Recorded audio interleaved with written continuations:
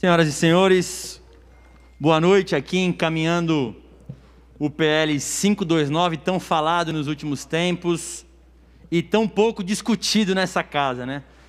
Tão falado por todos, as pessoas preocupadas com o que trata o PL 529 e, obviamente, que em 10 minutos ficará muito difícil de falar de todas as matérias que esse projeto traz ao povo que mora em São Paulo.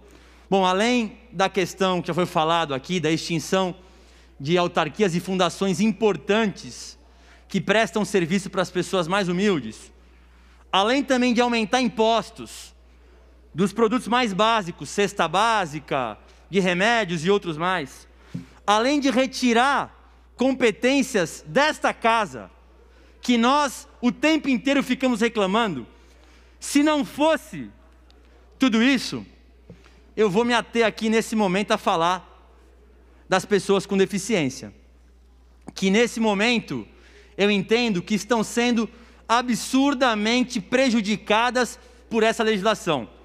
E para quem acha que o texto mudou, seja no relatório do deputado Carlão Pinhatari, seja no relatório do deputado Alex de Madureira, estão muito enganados. As famílias que têm crianças com síndrome de Down, ou então pessoas que têm deficiência física, essas pessoas terão que comprovar a gravidade da sua deficiência e, mais do que isso, terão que adaptar o seu veículo para poder ter direito à isenção do IPVA, que é algo já garantido atualmente. Então, meus amigos, o problema que o governador João Dória encontrou para solucionar os gastos com o Covid foi tirar a isenção das pessoas com deficiência. Será que não tinha outro lugar para tirar? Eu não vi um só secretário, ou então cargo comissionado do governo do estado, abrindo mão de R$1 do seu salário. R$1. Não teve um. Inclusive a Assembleia Legislativa fez a sua parte nesse período. Inclusive só os deputados estão com 30% a menos até dezembro. Mas não teve um comissionado do governador João Dória que pudesse fazer algum gesto nesse período. Mas o problema, eu sei onde é que está. Está nas pessoas com deficiência. Aquelas famílias que vivem praticamente a vida inteira para cuidar da criança, do idoso.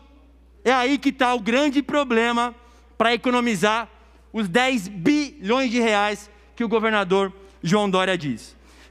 Faltou, com muito respeito a todos os colegas, algum deputado que, assim como a deputada Janaína Pascoal, ela sozinha conseguiu tirar ITESP, Oncocentro, Fundação para Amparo ao Remédio Público, a FURP e outros mais, ITCMD. Eu fico me perguntando, os parlamentares que até o momento estavam votando junto com o governo, não se sentem de alguma forma acanhados de a deputada Janaína Pascoal conseguiu tudo isso no roteiro dela. E não tem outros parlamentares que tenham a mesma força para conseguir tirar outras coisas mais? Ninguém. Nenhum parlamentar conseguirá fazer isso. Por favor, que alguém então olhe para as pessoas com deficiência.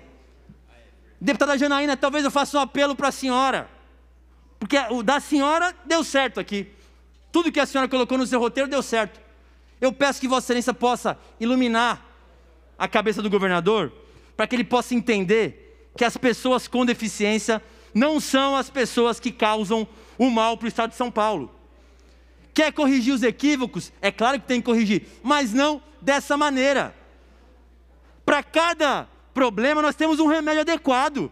Agora, o remédio que está sendo dado para esse problema é um remédio extremamente amargo e que podem esperar.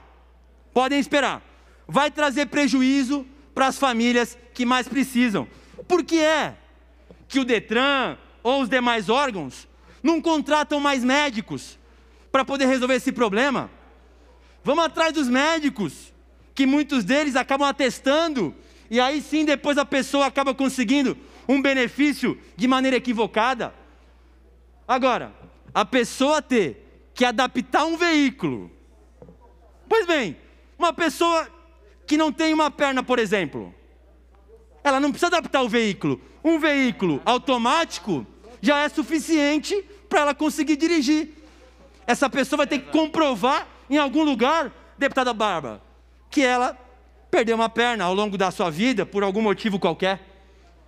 Então, meus colegas, eu não sei quem é que vai ser o iluminado, mas eu peço que algum outro iluminado, deputada Janaína, tenha a mesma capacidade de discurso, enfim, não sei se a quantidade de votos, seja lá o que for, mas que possa olhar para as pessoas com deficiência. Eu me sinto até constrangido de falar de outros assuntos, porque são assuntos que, obviamente, são tão importantes quanto. A gente está deixando aqui a SUSEM, por exemplo, que cuida das endemias, que cuida da política estadual de endemias, está se perdendo.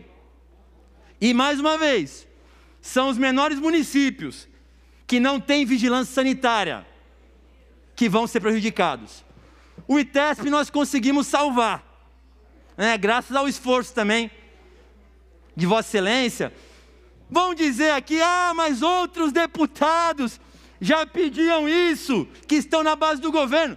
E por que é que até o momento não tinham feito nada? Nada, deputada Janaína, nada. Então, aos colegas que estão aqui, nos ajudem. Eu estou agora focado nas pessoas com deficiência, porque eu imagino que seja uma população que, de alguma forma, precise da atenção do poder público.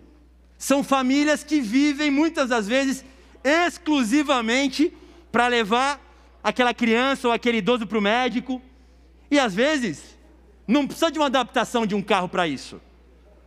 Um carro normal é suficiente para poder levar, por exemplo, uma criança que tenha síndrome de Down. Não precisa fazer uma adaptação nesse veículo. E infelizmente essas pessoas estão tendo, não sei de qual maneira, porque vai ver que o Estado é muito organizado, é muito rápido, diferente do que eu imagino, para que essa burocracia toda, para comprovar o grau da deficiência. Imagina só o constrangimento dessas pessoas. Não fizemos uma única audiência pública para tratar desse tema. Nenhuma audiência pública.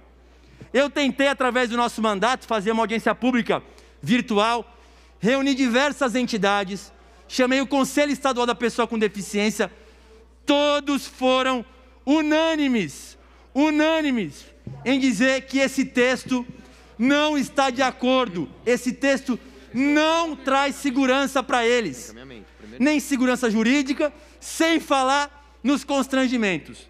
E o nosso mandato, meu mandato, eu sempre procuro dar voz àquelas pessoas que mais precisam, que muitas das vezes não conseguem se organizar.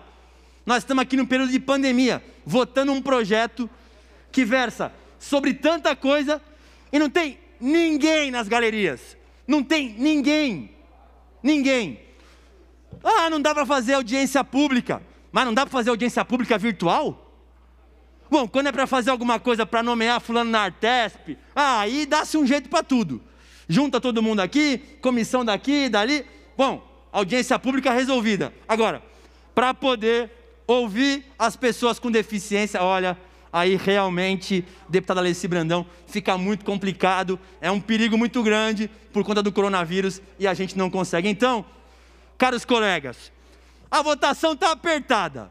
Eu já ganhei, já perdi aqui, enfim, e eu estou com a minha consciência tranquila. Eu só quero pedir aos colegas, mais uma vez, deixem o governo colocar os 48 votos favoráveis. Caso contrário, não tem jeito de não expor. Não tem jeito, porque está muito claro que quem votar a favor, ou quem votar contra, ainda que seja, ou quem se abster, está ajudando o governo. E não tem outra história. Qualquer outra história é papo furado. Deixa colocar 48. Colocou 48 votos lá, para concluir, presidente. Pela ordem, presidente. Para concluir só, deputado. Colocou os 48 votos lá, aí cada parlamentar, com a sua consciência, vai decidir o que fazer. Agora, antes disso, por favor, meus colegas, vamos avaliar muito bem e ver se de fato são as pessoas com deficiência que estão causando um rombo no governo do estado de São Paulo.